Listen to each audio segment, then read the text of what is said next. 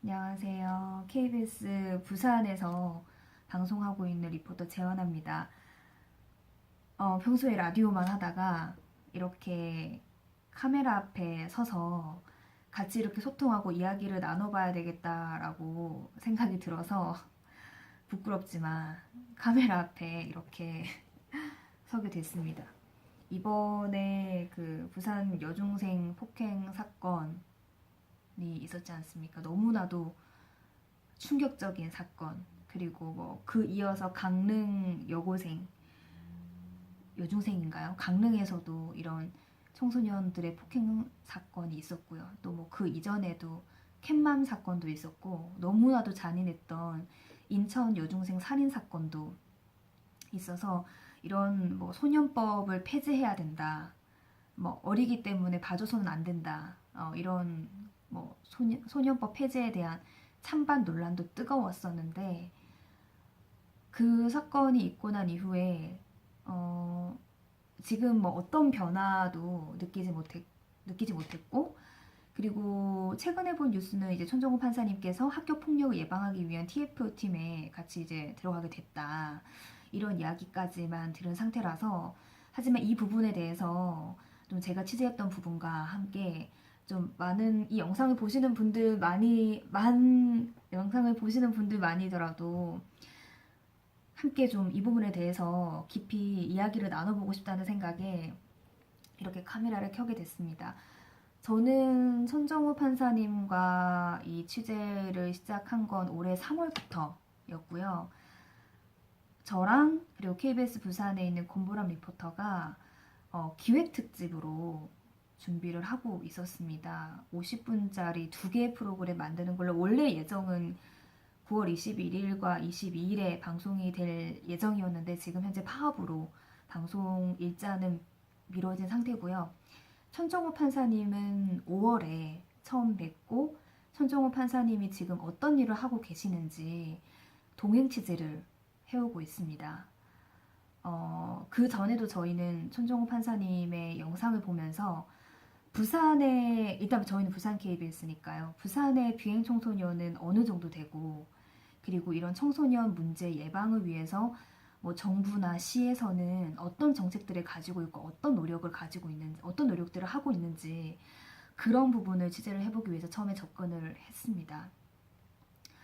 일단은 이런 부분에 대해서 이야기하기 전에 소년법에 대해서도 저도 자세하게 몰랐는데, 이 취재를 하면서 좀 소년법에 대해서 알게 됐거든요. 그래서 이 소년법에 대한 부분 먼저 어, 좀 함께 공부를 해봤으면 하는 바람입니다. 혹시 제가 전해드리는 내용에 있어서 뭐 수정해야 될 것이 있고 고쳐야 될 게 있다면 언제든지 피드백을 해주시기 바랍니다. 혹시 그 전에 이 영상이 너무 길어서 나는 좀 보기가 힘든 것 같다라는 생각이 드시면, 많은 분들이 지금 손정호 판사님의 그 영상에 나와 있는 호통치는 일부의 모습만을 보고, 아, 이제 너희들은 천정호 판사님이 판결을 할 거니까 너희는 이제 끝났다, 가해자 너희는 이제 끝이다, 한번 당해봐라,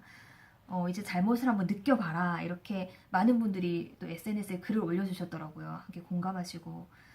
근데 물론 천정호 판사님 굉장히 아닌 것은 아니다 라고 얘기해 주시고, 맞는 것은 맞다 라고 얘기해 주시고, 정말 그 법원에서는 단호하게 모습을 보이시지만, 제가 이때까지 본 천판사님의 모습은 정말 이 아이들의 과거와 현재와 미래를 모두 다 걱정하시는 그런 분이신 것 같아요. 그리고 지금 이런 청소년 범죄와 관련해서 우리가 믿을 수 있는 그런 판사, 상징적인 시그니처 같은 판사님이 천정호 판사님밖에 없기 때문에, 그것도 저는 안타까운 부분이라고 생각을 하거든요. 정말 천정호 판사님은 그 아이들만을 생각하시면서 일을 하시고 있기 때문에, 일단 청소년 문제에 대해서 이해를 하시려면 저는 그 SNS에 떠들고 있는 단 몇 분짜리 그 판사님께서 호통치시는 그 모습, 그 모습만 보시지 마시고 SBS 학교의 눈물이라는 다큐멘터리가 제가 홈페이지 들어가니까 무료로 볼 수 있더라고요. 전편을 꼭 보시기를 권유를 좀 드리고 싶고요. 그리고 기회가 되신다면 또 TVN에서 리틀 히어로라는 프로그램에 또 천정호 판사님 이제 유튜브 들어가시면 보실 수 있거든요. 이왕이면 그것도 이제 풀 영상을 보시고, 그리고 또 기회가 되신다면 저도 이 책을 보면서 참 많은 생각이 들었는데, 천정호 판사님께서 책 2권을 쓰셨어요. 아니야 우리가 미안하다 라는 이 책과, 그리고 한 권 여기 나와 있는데 아이들에게도 아버지가 필요합니다 라는 이 책 2권을 쓰셨거든요. 이 책도 꼭 읽어보셨으면 하는 그런 바람이 있습니다. 그 영상도 보시고, 그리고 이 책도 혹시 읽어보신다면 이런 청소년 문제를 좀 더 다각적으로, 그리고 우리 사회가 어떤 노력을 해야 되는지, 그리고 지금 현재의 실태는 어떠한지를 자세하게 보실 수 있을 거라고 생각을 하고, 이 영상 끝까지 보시지 않으셔도 되지만 그 영상과 이 책은 좀 반드시 읽어주셨으면 좋겠습니다. 일단 간단하게 소년법에 대해서 짚고 넘어가야 될 것 같습니다. 여러 가지 매체에서도 많이 이야기가 나와 있었는데, 그래도 이번 여중생 폭행, 부산 여중생 폭행 사건으로 인해서 가장 논란이 됐던 것도 과연 소년법을 폐지해야 되느냐 안 해야 되느냐라는 그런 논란이 있었기 때문에 소년법에 대해서 짚고 가는 것이 맞다고 생각하고, 그 설명이 있어야지 또 천정호 판사님께서 지금 어떤 일을 하고 계시는지 설명을 드릴 수 있을 것 같습니다. 일단은 이런 범죄가 일어나면요, 저도 이건 자문을 구해서 알게 된 건데, 이것을 일반인과 똑같이 재판을 할 것인지, 형사 재판을 할 것인지, 아니면 보호 재판을 할 것인지 2가지로 먼저 나눠집니다. 그래서 첫 번째가 이제 형사 재판 같은 경우에는 그 인천 여중생 살인 사건 같은 경우는 원래라면 저도 15년이라고, 최대 15년까지 라고 알고 있었는데, 인천 여중생 같은 경우는 20년까지 선고가 됐고요. 그 이후에 보호 재판을 받게 될 경우에는 뭐 1호 처분부터 10호 처분까지 처분이 나눠져 있습니다. 뭐 1호 처분 같은 경우에는 대안가정에서 보낸다거나 아니면 보호 관찰을 한다거나, 이번 부산 여중생 사건 같은 경우도 그 가해자 중에 2명이 보호 관찰 중이었고요. 이것도 1호 처분부터 10호 처분부터 나눠지는데, 10호 처분 같은 경우는 이제 소년원에서 2년 동안 생활하는 것이 최대입니다. 이 소년법은 일단은 10살 미만이면 아예 그 아무런 책임을 묻지 않고요. 이 같은 경우가 그 캣맘 사건이 있었을 때 8살 아이가 벽돌을 던져서 목숨을 잃게 된 그런 사건이 있었죠. 그때도 정말 어린데 저런 범죄를 저지르면 저렇게 그냥 놔둬도 되느냐라는 얘기가 있었는데, 이렇게 만 10살 미만이면 아무에게도 처벌을 묻지 않고요. 그리고 14세 미만은 형사처벌은 불가능하지만 보처분의 대상은 됩니다. 촉법소년이라고 부르더라고요. 14세 미만을. 그래서 보호처분의 대상이 되는 거고, 14세부터 19세까지는 형사처벌이 되고요. 그리고 감형도 되고, 그리고 최대 20년까지 이런 선고도 가능한데, 일단 14세부터 19세 소년에까지는 그런 자동적인 감형이 아니고 판사들의 재량으로 부득이한 경우에 감형할 수 있도록 그렇게 규정이 되어 있습니다. 이 부분은 천정호 판사님께서 CBS와 인터뷰한 내용을 좀 참고를 했습니다. 하지만 뭐 사형이나 무기징역에 해당하는 경우에는 최대 15년까지 할 수 있도록 소년법 제59조에 나와 있고요. 그리고 인천 살인한 김양 같은 경우도 앞서 말씀드린 것처럼 20년을 받았고, 지금 부산 여중생 폭행 사건 경우도 구속영장이 내려졌다고 알고 있습니다. 그러니까 이렇게 강력 사건이 일어나다 보니까 이 문제를 어떻게 해야 되느냐 이렇게 이야기를 하고 있는데, 지금 제가 봤을 때 천정호 판사님께서 가장 힘을 쏟고 있는 일은 일단 이 강력 사건은 좀 내버려 두고요. 보호 처분을 한 아이들 중에서 1호 처분을 받은 아이들.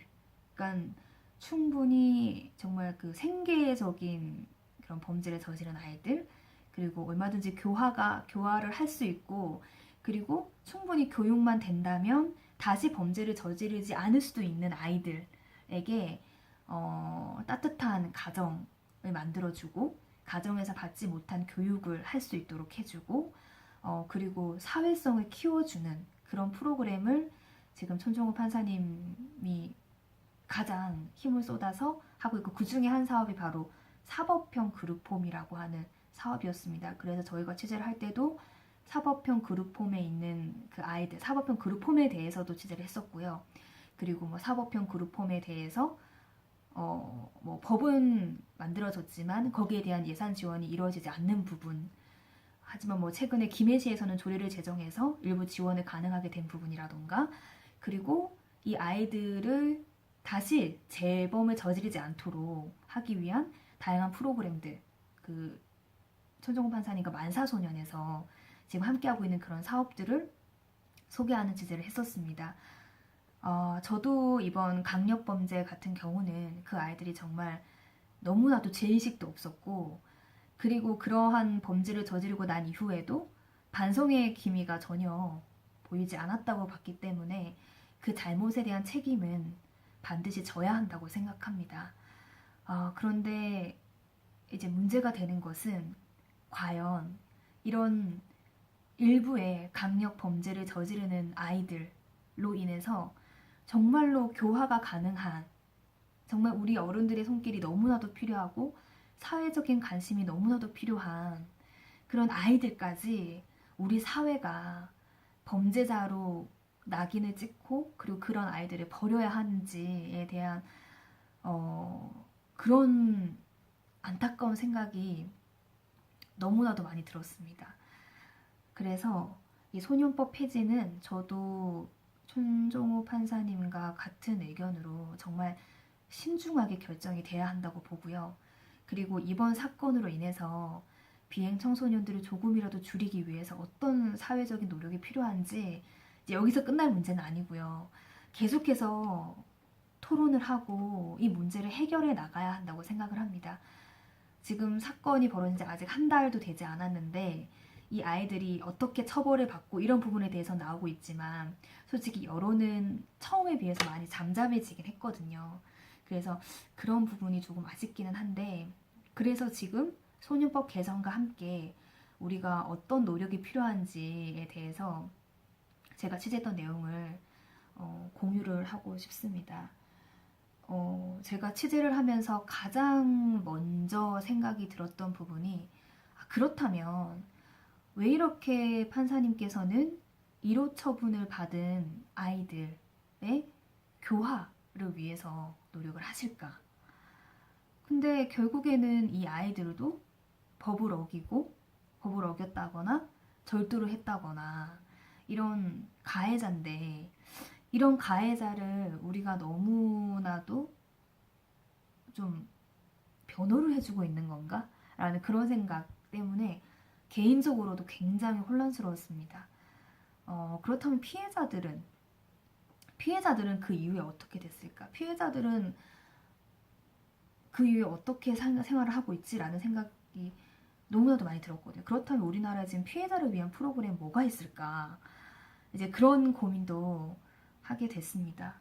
정말 이 책에도 나와 있지만 천정 판사님도 너무 안타까워하고 저도 너무 안타까워하는 부분이, 피해자, 1차 피해자에 대한 어떤 프로그램도 제가 찾아봤을 때는 그게 없더라고요. 그래서 지금 이 부산 여중생 폭행 사건의 우리 피해자 친구도 당연히 몸을 다시 건강하게 회복을 하고, 그리고 이 사회에서 살아나가야 되잖아요. 이 아픔 때문에 계속 아파하면 안 되잖아요. 그러기 위해서는 사회가 어떤 노력이 필요할까를 생각을 해봤습니다. 생각을 해봤는데, 일단은 소년법 폐지에 대한 이런 공론화가 되고 처벌을 어떻게 해야 된다라는 것도 물론 뭐 처벌을 강화해야 된다 이런 것도 논의하는 것도 좋지만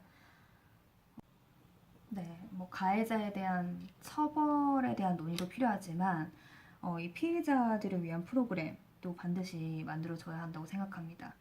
이걸 먼저 만들어야 된다고 생각해요. 손정구 판사님도 아쉬워했던 부분이 뭐 가해를 저지른 아이들은 그래도 처벌을 내려야 되니까 법원에서 불러서 호통도 치고 얘기도 하고 할 수도 있지만 이 피해자들은 그 이후에 이제 뭐 보복의 두려움도 있고 그러니까 어떻게 살아가고 있는지 파악이 안 되니까 거기에 대해서 이제 법원에서도 손을 쓸 수가 없었다고 굉장히 아쉬워하셨거든요.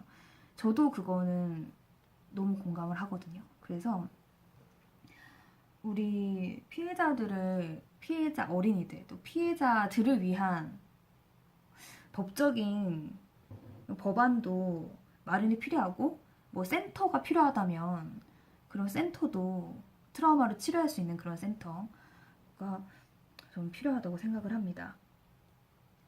뭐 소년 뭐 범죄 행위뿐만 아니라 강력 범죄, 뭐 엽기 범죄, 강력 범죄에 대해서 전 특별법이 필요하다고 보고요.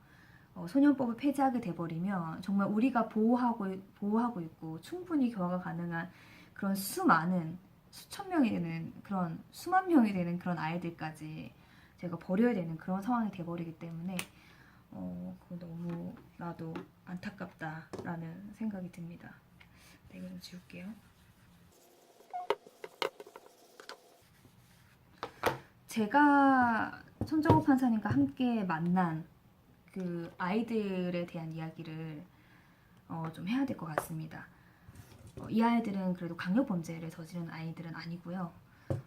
우리 사회가 손정호 판사님도 인터뷰를 통해서 얘기를 하셨어요. 이렇게 청소년 범죄가 많이 일어나고 있는 이유를 뭐라고 보십니까? 라고 물어봤을 때 가정의 해체라고 이야기를 했고 가정에서 지금 가정의 기능을 못하고 있다고 얘기를 했는데요. 저도 그래서 생각을 해봤어요. 저도 그래서 생각을 해봤습니다. 가족, 학교, 네, 옆으로 써서 글씨가 엉망이지만 이렇게 일단 보겠습니다. 일단은 그 1차적인 교육을 받을 수 있는 가족, 그리고 가정의 해체를 문제를 꼽으셨는데 정말로 상상 이상으로 이혼 가정이 예전에 비해서 엄청나게 많이 늘어난 거는 여러분도 같이 공감을 하실 겁니다. 그리고 그래서 이 가정이 해체가 된 이후에 정말 그 사각지대에 놓여진 아이들, 정말 어디를 가야 될지, 엄마를 따라가야 되는지 아빠를 따라가야 되는지 모르는 그런 아이들도 있고, 그리고 갑작스럽게 부모님이 한 분이 돌아가시게 돼서 이혼이 돼서 헤어져 있는 상태에서 평생 같이 살지 않았던 부모님과 같이 살아야 되는 그런 상황에 놓여 있는 아이들도 있었고요. 상황은 여러 가지였습니다. 정말 가정에서 이런 기본적인 저희가 배우는 기본적인 그런 뭐 밥 먹을 때 뭐 감사한 마음으로 잘 먹겠습니다 인사하는 거 뭐 그런 것조차도 모르는 인사하는 것조차 꼭 밥을 먹지 않더라도 인사하는 것조차 모르는 친구들이 너무나도 많았습니다. 가정에서 우리는 당연히 배울 거라고 생각했던 그런 것들마저도 배우지 못하는 아이들. 무엇이 잘못되고 무엇이 잘못되지 못하고 난 어디에 있고 난 어떻게 행동해야 되고 그것조차도 모르는 그런 아이들이 일단 너무 많았고요.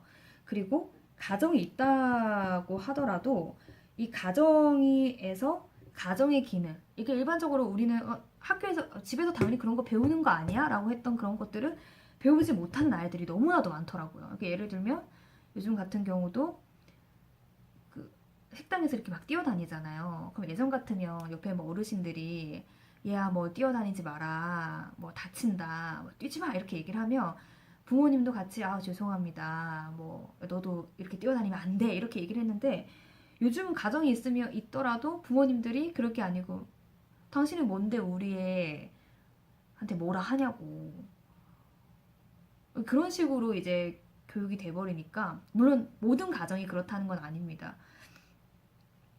그러니까 물론 아이도 조금 낳고 다들 귀한 자식이라서 그런 거일 수도 있겠지만, 일단 가정에서 1차적으로 알려줘야 되는 사회를 생활하면서 이것만큼 알아야 되고, 이 정도의 피해를 주면 안 되고, 이렇게 하면 안 된다라고 하는 그런 기본적인 가정 교육의 틀이 일단은 무너졌다라는 거. 그걸 첫 번째로 들 수 있는데, 만약에 그렇다고 한다면 이런 부분들에 대해서 옛날 같은 경우는 그래도 학교에 가면 아이들과 뭐 선생님을 통해서라든가 아이들과 사회생활을 하면서 또 배우고 이렇게 되는데, 지금 이렇게 애들이 가정에서 학교를 가게 돼도 학교에서 그 역할을 하지 못하는 거예요. 왜냐하면 학교에서는 일단 무한 경쟁 시스템에 들어서면서 공부를 잘해야지 관심을 받을 수 있는 거고, 인성 이런 것보다는 국어, 영어, 수학을 잘해야 대학을 잘 갈 수 있으니까.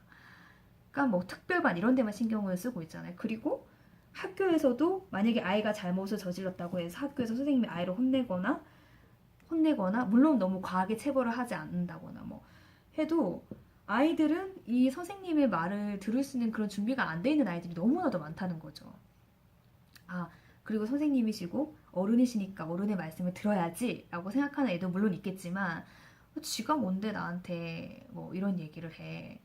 지가 뭔데 나한테 어떻게 이렇게 할 수 있어? 막 이렇게 하고, 만약에 아이가 무슨 잘못을 해도 혼나더라도 학부모님들이 오면, 아, 우리 아이는 몰라서 그랬다. 우리 아이는 안 그런다. 너무 우리 아이를 과하게 한다. 뭐 이런 식으로 돼버리니까 학교에서도 이 제대로 된 교육을 못 받고 어떻게 사회생활하고 살아가야 되는지 모르는 아이들이 너무 많고요. 그리고 일단 성적이 안 되고, 이 아이들은 특히 가정 해체 겪은 아이들은 가정 형편도 너무 어려우니까 학업도 못 다니더라고요. 근데 그렇게 돼서 학교에 들어가게 되면 공부를 따라갈 수도 없는 거고, 너무 극단적으로 제가 얘기를 했나요? 아무튼 그런 무한 경쟁 사회에서 얘네들은, 이 아이들은 가정에서조차 버림을 받았는데 학교에서조차도 버림을 받게 되는 거예요. 그래서 그나마 학교에 있으면 학교 내에서라도 보호를 받을 수 있는데, 이 아이들이 학교 밖, 이 위기의 청소년이 되는 거예요. 학교 밖이죠. 가정에서도 버림받고, 그러니까 이 사각지대에 놓여있는 아이들이 지금 너무나도 많다는 거예요. 저는 이게 진짜 큰 문제라고 보거든요. 그래서 지금 천판사님이 하고 있는 것도 그 일호 처분, 그러니까 형사처벌이 아니고요. 보호 처분을 받은 아이들 중에서 1호 처분을 받은 아이들을 일단은 올바른 가정으로 되돌려 보내기 위한 그런 노력을 하시고 있으시더라고요. 일단은 피해자를 위한 것도 힘을 쏟고 싶지만 피해자들의 파악도 안 되고 할 수 있는 프로그램이 없으니까, 일단은 그렇다면 일단 1차 가해가 될 수도 있고 법을 어긴 아이들만이라도, 이 아이들만이라도 제대로 된 교육을 시켜서 재범을 저지르지 않도록 하자라는 그 노력을 하고 계시더라고요. 그러니까 제가 본 친구들을 봐도 1호 처분을 받고 나면 일단 뭐 소년원에 들어가게 되는 경우도 있겠고요. 물론 최대 2년이긴 하지만, 예를 들어서 소년원에서 2년 있다가 이 아이들이 가정으로 다시 돌아오면 돌아갈 가정이 없는 거예요. 정말. 그러니까 이 아이는 다시 또 학교에서도 보호를 받지 못하니까 다시 이 학교 밖을 이렇게 떠도는 거예요. 이 아이들이 돌아갈 수 있는 거는 다시 학교 밖밖에 안 되는 거예요. 여기 학교면 학교 밖에, 여기 이 사각지대에서 아이들이 머무는 거예요. 돌아갈 가정도 없고. 그러니까 이 아이들은 그러려면, 일단 생활을 하려면 기본적으로 돈이 필요하잖아요. 왜냐면 애들은 집도 없고 돌아갈 가정도 없고, 그러니까 돈이 필요하니까 또다시 범죄를 저지르게 되더라고요. 그래서 지금 뜻을 모으신 분들이, 그래도 처음에 2010년, 우리나라에 처음 도입된 게 2010년이었는데, 그때 사법형 그룹홈, 청소년 회복 지원 센터라고 정식적으로 명칭도 있는데요. 여기에 힘을 쏟아서 여기서 정말 기본적인 거 가르쳐요. 예를 들면 사람들이 많을 때 무대에 오르고 이럴 때는 모자를 쓰면 안 된다 라던가, 정말 길을 가다가 모르는 게 있으면 사람들에게 물어봐라. 이런 것들, 기본적인 것들, 가정에서 배워야 하는 점들. 그러니까 그런 것들을 가르쳐 주시고 있으신 거예요. 저는 이 가정의 위기, 그리고 학교의 위기가 결국에는 이 아이들이 범죄를 이렇게 다시 나가서 범죄를 저지르게 되면 이 아이들도 자기가 범죄를 저지르게 돼서 또다시 2차 가해자가 되지만, 근데 결국에는 정말 아무것도 모르는 선량한 시민들이 피해를 입게 되는 거잖아요. 그러니까 이거는 이 아이의, 가해자 아이의 개인적인 문제로 봐야 될 문제가 아니고 정말 이건 사회적인 문제로 봐야 되겠다. 아, 그래서 관심이 필요하구나 라는 생각이 들었었어요.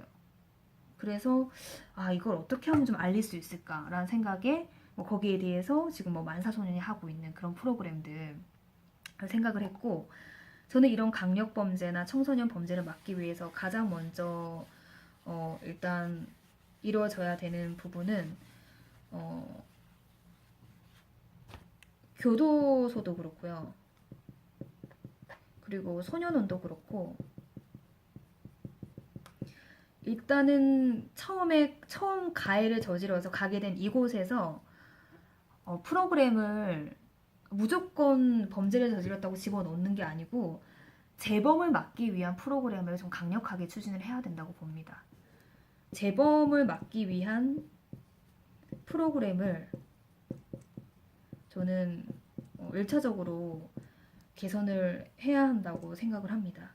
일단 교도소에 들어가게 되면 제가 그곳에서 어떤 생활하고 어떤 프로그램이 있는지 제가 알아보지 못했습니다. 청소년 문제를 다루다 보니까 소년법이나 이제 소년 회복센터에 대한 그런 부분은 다루는데 교도소에서 어떤 일이 일어날지 모르겠지만, 지금 일단 저희도 강력 범죄자들이 곧 출소를 앞두고 있잖아요. 근데 결국에는 그들도 교도소에 들어가서 다시 밖에 나와서 아, 내가 밖에 나가서는 절대로 다시 범죄를 저지르지 않아야지 라는 그런 마음이 들지 않는 이상은 이 사람은 또다시 재범을 저지를 수 있는 가능성이 너무나도 많다는 거죠. 근데 아이들도 마찬가지예요. 아이들도 만약에 소년법이 폐지가 돼서 그 소년은 2년 동안 가 있는 친구들이 똑같이 2년 동안 교도소에서 생활하게 된 거예요. 예를 들면 범죄를 저질러서.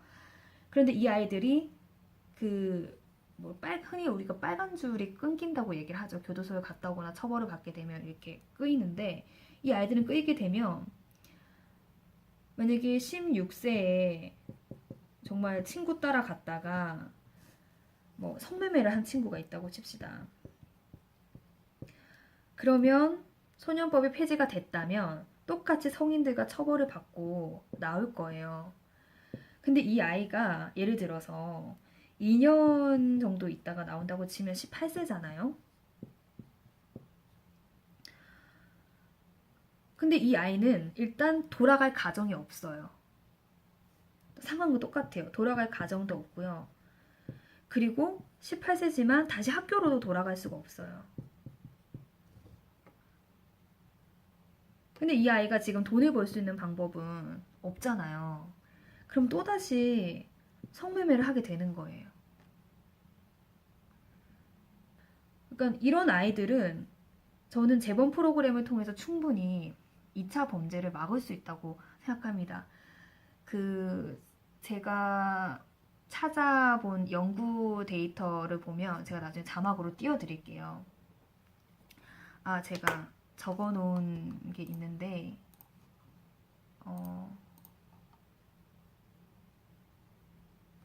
여기 나와 있네요.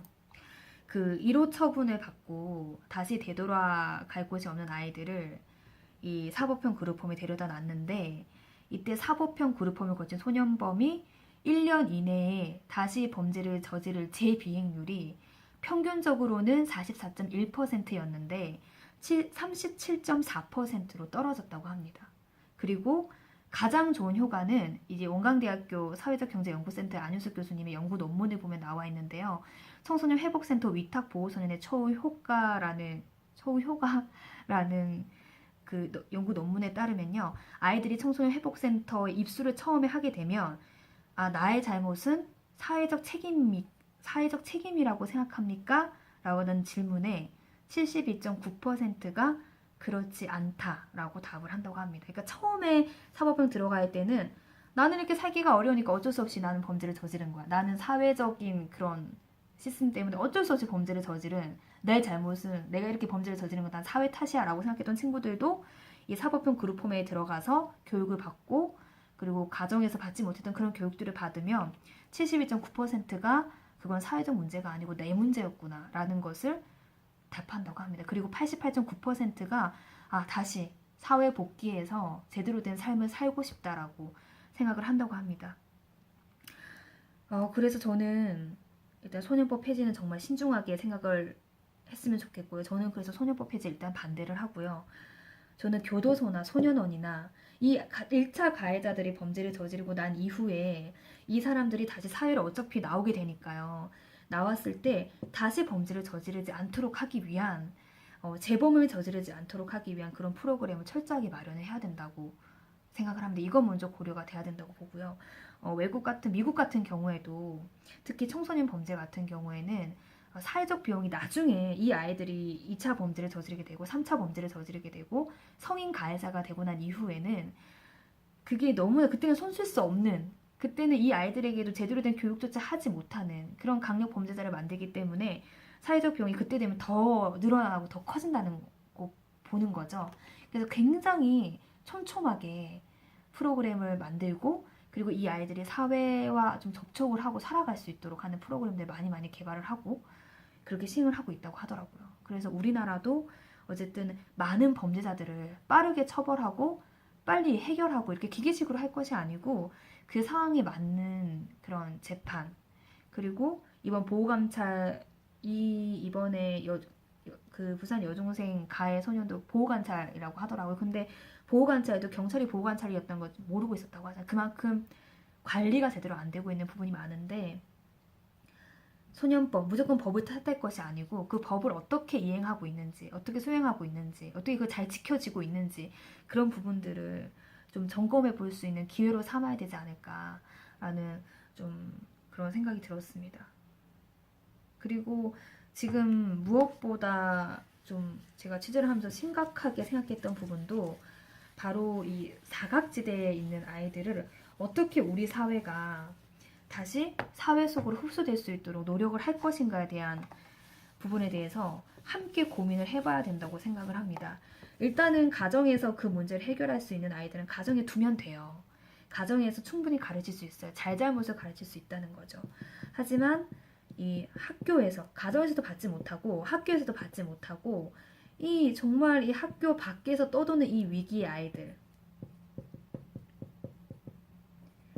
위기에 처해 있지만 가출은 했지만 범죄는 저지르진 아이들도 있지 않을까요? 있을 것 같잖아요. 있을 거잖아요. 그러니까 이 아이들을 우리가 어떻게 파악을 하고 어떻게 할 것인지 전문가분들도 이야기를 하셨던 부분이 지금 처벌 같은 경우는 법원에서 이루어지고 있고 학교 내에 있는 아이들은 그래도 교육청에서 다양한 프로그램도 하고 있고 그리고 정부와 지자체에서도 일은 하고 있는데 이 아이들은 이 정부나 지자체나 교육청이나 법원에서 하고 있는 이 프로그램조차 모르는 아이들이 너무나도 많다는 거예요. 이게 미치지 못하고 있는 아이들이 너무 많다는 거죠. 그래서 이 아이들에게 너희들도 이런 센터, 지자체 이런 정부에서 하고 있는 여가부에서 하고 있는 이런 프로그램을 거치게 되면 다시 사회 속으로 올 수 있어 라고 하는 그런 안내 그리고 홍보 이런 것들 그리고 우리 어른들의 관심이 필요하고요. 이런 아이들에게 이런 부분에서 이런 프로그램이 있다는데 그래도 한번 가보지 않을래? 라던가 이제 그런 관심이 너무나도 필요하고요. 그리고 이 법원과 교육청과 지자체와 정부와 하고 있는 이 일을 좀 함께 연계해서 해 나갈 수 있는 프로그램이 필요하다라고 전문가들이 얘기하는데 저는 이 부분에 대해서 굉장히 공감을 했습니다. 왜냐하면 지금 법원에서 8년 동안 손정훈 판사님께서 힘들게 지금 그나마 사법형 그룹홈도 작년에 법을 통과시켜 놨는데 지금 예산이 안 나오고 있는 상황이고요. 정부에서도 저희가 여가부 쪽에 취재를 갔을 때도 여가부 쪽에서도 다양한 프로그램을 하고 있긴 하지만 이게 이 아이들에게까지는 지금 미치지 못하고 있어서 좀 아쉬운 것 같아요. 정확한 데이터도 물론 있겠지만 그리고 그때 저희가 취재를 하면서 안타까웠던 것은 정부에서는 지자체에서 움직여야 된다고 얘기를 하고 지자체에서는 지금 정부에서 움직이지 않으면 지자체만으로 지금 예산이 너무 부족한데 청소년 말고도 지금 해결해야 될 문제, 청년 문제, 노인 문제, 다른 문제들이 너무나도 많은데 청소년 문제까지 해결할 수 없다. 너무 어렵다. 버겁다. 이런 얘기도 있었고요. 교육청 같은 경우는 학교 내에 있는 아이들까지는 그래도 관리가 가능한데 학교 밖 청소년에 대해서는 교육청에서는 어떻게 이 영향을 미치지 못하는 그러한 상황이 놓여 있는 거고 그렇다고 청소년들은 자신들이 선거권이 있는 것도 아니고 그렇다고 청소년 대변할 수 있는 시민단체가 있는 것도 아니고 그러니까 그런 아이들이 어려움을 겪고 있지만 이 아이들이 정작 손을 뻗을 곳을 모르고 있는 아이들이 너무나도 많은 거고 또 그만큼 사회적인 관심이 없는 그런 상황이기 때문에 저는 첫 번째로 이런 강력 소년 범죄에 대한 아이들에 대한 이런 특별법을 만들어서 정말 교화를 할 수 있고 충분히 교육을 하면 다시 재범을 저지를 수 있지 않은 그런 우리 아이들을 위해서 그 수많은 아이들이 피해를 입지 않기 위해서는 특별법이 꼭 필요하다고 생각을 하고요. 두 번째는 이런 프로그램들, 지금 위기에 처해 있는 아이들에게 이런 프로그램들을 알리고 할 수 있는 그러한 프로그램, 자체적인 프로그램, 홍보 프로그램이 필요하다라는 생각이 들었고요. 그리고 법원과 교육청과 지자체와 정부가 따로 하고 있는 이 아이들을 위한 이런 사업을 같이 연계해서 할 수 있는 그런 사업이 전 너무나도 필요할 때라고 생각을 합니다. 그걸 먼저 고려한 다음에 소년법 폐지가 정말 답인지 소년법 폐지가 필요한지 안 한지를 따져봐야 될 것 같습니다. 그리고 가장 필요한 것은 처음에도 말씀드렸던 것처럼 피해 청소년, 피해자들을 위한 그런 방안이 마련돼야 되지 않을까 라는 그런 생각이 들었습니다. 저도 지금 천정호 판사님 하고 있는 사업 중에서 만사소년에서 하고 있는 여러 가지 사업들이 있어요. 아이들과 함께 축구하는 만사소년 FC 축구단도 있고요. 그러니까 그 아이들은 그 축구를 하면서 기본적인 룰을 배우는 거예요.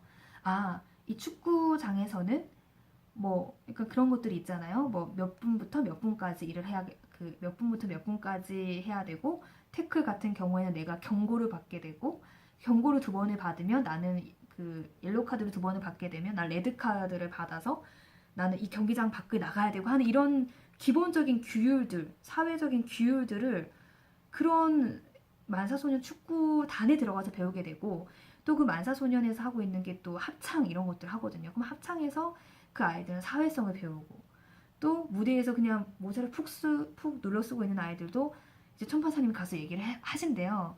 여기선 이렇게 모자 쓰는 거 아니라고. 그러면 이렇게 많은 사람들 앞에 무대에 오를 때는 그리고 어른들 앞에서는 모자를 쓰는 게 예의가 아니구나 라는 걸 이제 그제서 알게 돼서 모자를 벗고 그런 정말 기본적인 것들.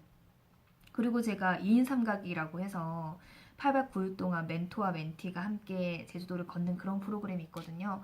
그 프로그램 갔을 때 정말 인상이 깊었던 게 제가 17세의 어떤 한 여자아이랑 같이 갔었는데 그 아이가 길을 모르면 길을 물어보잖아요. 예를 들면 부산시청은 어떻게 가는 거죠? 여기서 부산시청 어떻게 가죠? 이렇게 물어보는데 그 아이가 그거를 말을 떼는 것조차 못하고 있더라고요. 그래서 멘토 선생님이 물어봤죠.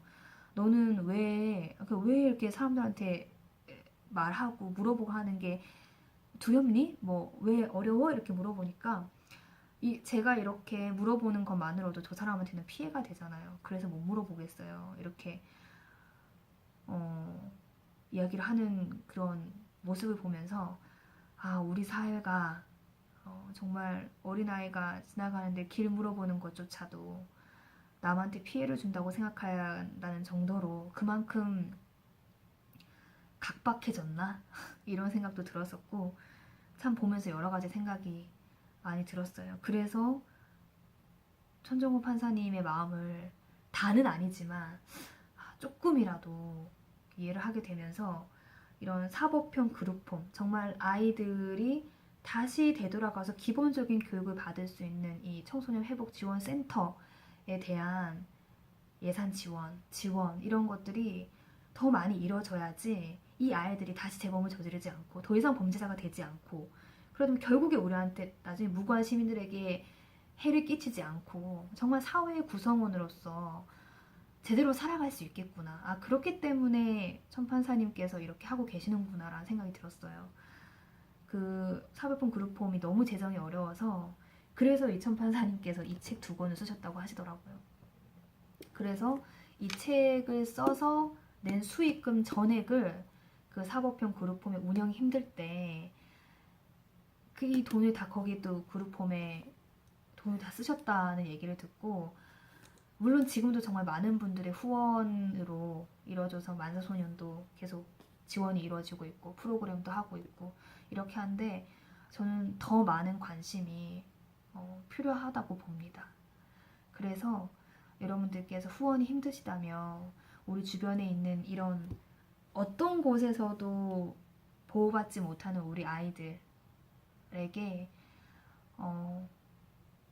먼저 손을 내밀어 줄 수 있는 그런 어른들이 되어주셨으면 좋겠고, 관심을 보내줄 수 있는 그런 어른들이 되어주면 참 좋겠다. 아, 나부터 그런 어른이 되어야지라는 그런 생각이 들었습니다. 아, 정말 말하다 보니까 너무 두서없이 얘기를 했네요. 방송하는 사람 만나 할 정도로 몰랐는데, 앞으로 이런 위기의 아이들은 더 늘어날 것으로, 저는 늘어날 걸로 예상이 돼요. 왜냐하면 이혼 가정은 더 늘어나고 있고요. 가정의 역할은, 가정의 기능을 못하고 있는 가정이 너무나도 많고요. 왜냐하면, 그리고 가장 큰 문제는 지금 이 문제에 대해서 아무도 관심이 없고요. 이런 큰 문제가 터져야 욕하고 물론 나쁜 짓을 했으면 욕은 얻어먹어야 되지만, 그 순간만 그렇게 또 반짝했다가 또 해결책을 찾지 못하고 또 방황하고 또 같은 문제를 또 일으키고, 그러니까 그런 모습이 너무 안타까웠어요. 그래서 지금에라도 여러분들께서 그렇게 손종국 판사님을 지지하고 하신다면 함께 마음을 합쳐서 만사소년 지원도 해주시고, 그리고 무엇보다 아이들에게 좋은 거를 가르쳐 줄 수 있는 그런 어른, 잘못을 했으면 반드시 거기에 대한 대가를 치르고 처벌을 받는 모습을 우리 어른들이 먼저 보여줘야 된다고 생각을 합니다. 저도 생각을 해보니까 그 아이들에게 해가 되는 그런 폭력 장면이라던가 보이는 그런 드라마나 그런 모습들을 보면서 저는 그게 뭐가 문제야, 뭐가 심각해 라는 생각이 들었거든요. 근데 지금은 무슨 생각이 들었냐면, 만약에 그 장면을 청소년들이나 아이들과 함께 보게 된다면 저건 절대 있어서는 안 되는 일이라고, 저건 저렇게 하면 안 된다라고 내가 옆에서 말을 해줘야 되겠구나 라는 그런 생각이 들었어요. 정말 아이 데리고 무단횡단하는 어머니들도 너무 많으시잖아요. 그리고 아이가 잘못을 저질러도 아이들은 정말 돈만 있으면 다 되는 사회라고 생각하는 아이들이 너무나도 많더라고요. 저도 돈을 좋아하긴 하지만, 물론 저는 제가 먹고 살 정도만 있으면 좋겠다라고 생각을 하는데, 정말 15세, 16세 이런 아이들이 하는 얘기를 들어보면 정말 남자는, 여자가 이런 얘기를 해요. 남자는 얼굴 잘생기고 돈만 많으면 돼요. 돈이 최고예요. 돈만 많으면 돼요. 이렇게 얘기를 하고.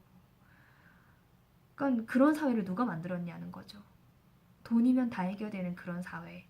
돈이면 내 잘못도 잘못이 되지 않는 그런 사회. 그런 사회를 도대체 누가 만들어 왔냐는 거죠. 그래서 그거를 바로 잡는 사회의 노력이 없다면 우리 아이들은 자기가 잘못을 해놓고도 나는 돈만 있으면 풀려낼 수 있어.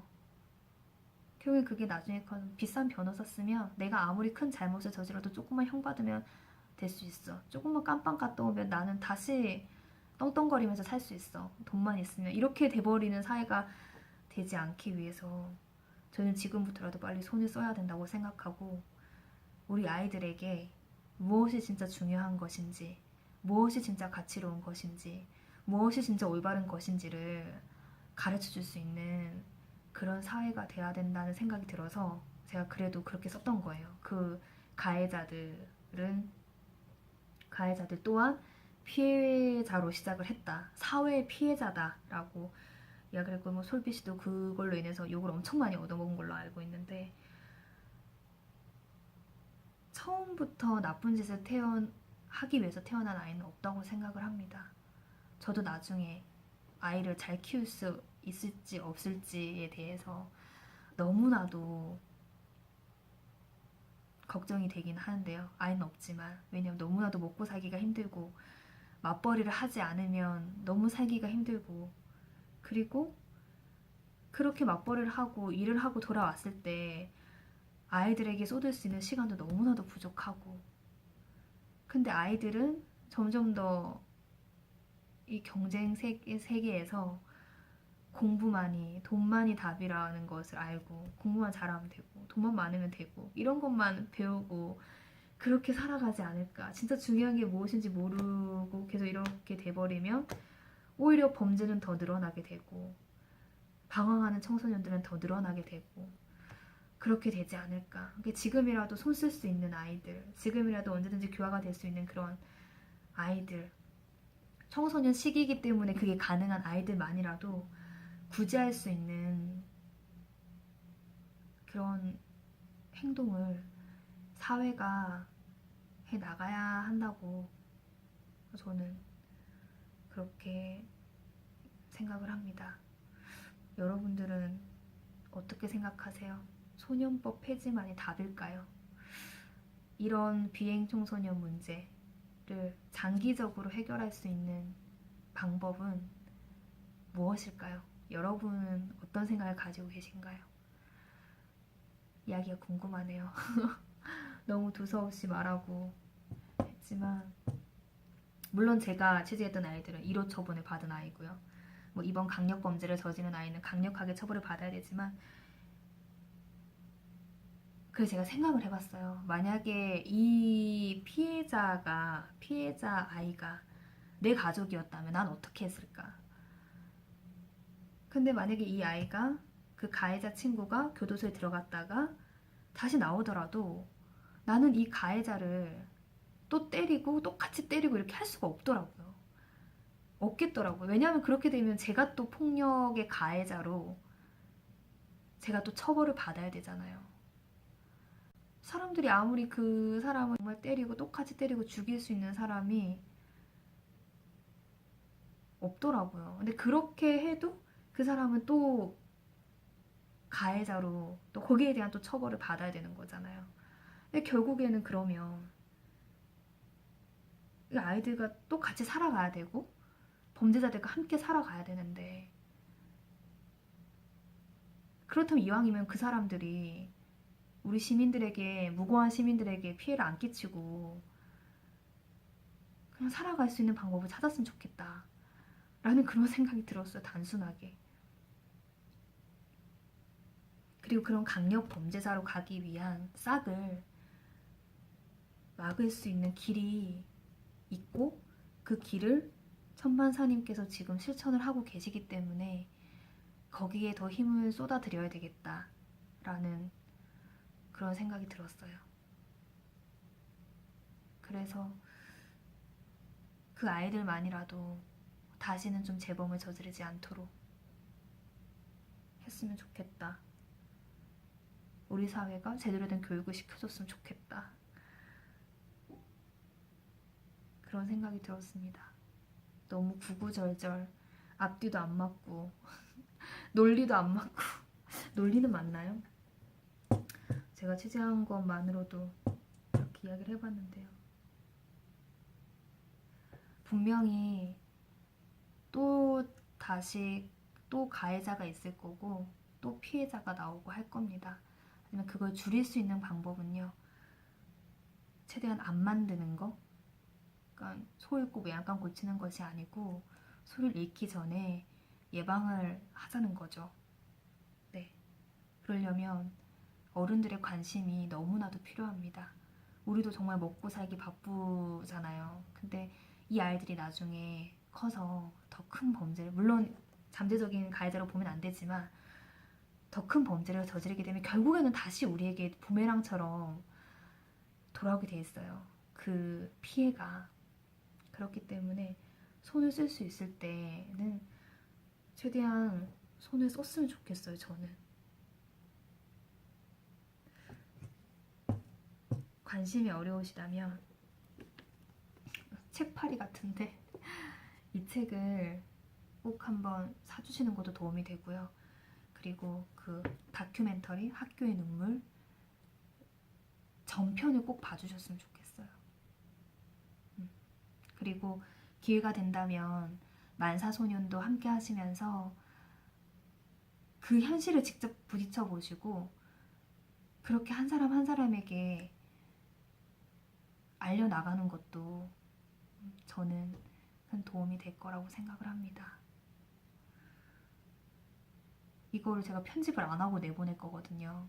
나중에 보면 되게 부끄러운 영상이 돼 있을 것 같은데 그래도 이 영상으로 여러분께서 소년법 폐지에 대해서 다시 한 번 더 생각을 해보실 수 있는 계기가 되고 그리고 천정호 판사님이 어떤 일을 하고 계시는지 또 어떻게 도울 수 있는지 그 방법을 좀 찾아갔으면 좋겠다는 생각이 들고 그리고 거기에다가 더 나아간다면 혹시 국회에서 이걸 보고 계신다면 피해자를 위한 법안 좀 반드시 만들어 주시길 간절히 바라고요.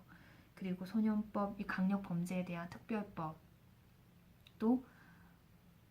저는 필요하다고 보기 때문에 이런 강력 범죄에 대한 제의식이 없는 아이들에게 특별법에 대한 부분 그리고 교도소나 1차 가해자들이 가게 되는 그런 곳에서 어떻게 하면 이 사람들이 다시 재범을 저지르지 않도록 하기 위한 그런 프로그램을 어떻게 마련할 것인지에 대한 고민도 전문가분들께서 해봐 주셨으면 좋겠습니다. 그리고 이 연계하는 부분도 고려를 해봐 주셨으면 좋겠고요. 그리고 무엇보다 지금 이 청소년 회복 지원센터에 대한 지역 예산이 들어가는 곳은 김해시밖에 없습니다. 조례 제정된 게 김해시밖에 없거든요.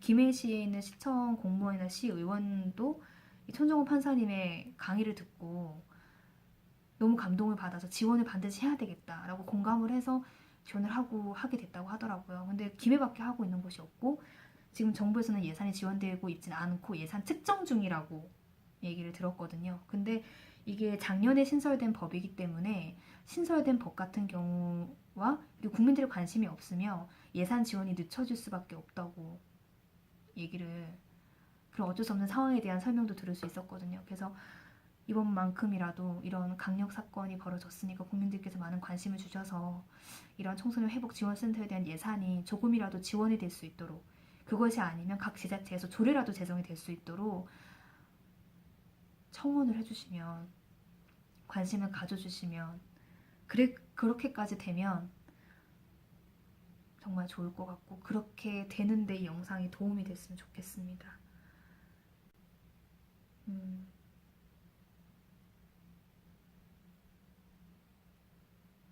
함께 뭐 혼자 잘 살 수도 있지만 어쩔 수 없이 사회는 다 함께 같이 부대끼고 그렇게 살아가야 되는 그렇다는 걸 최근에 인생 공부를 굉장히 많이 했는데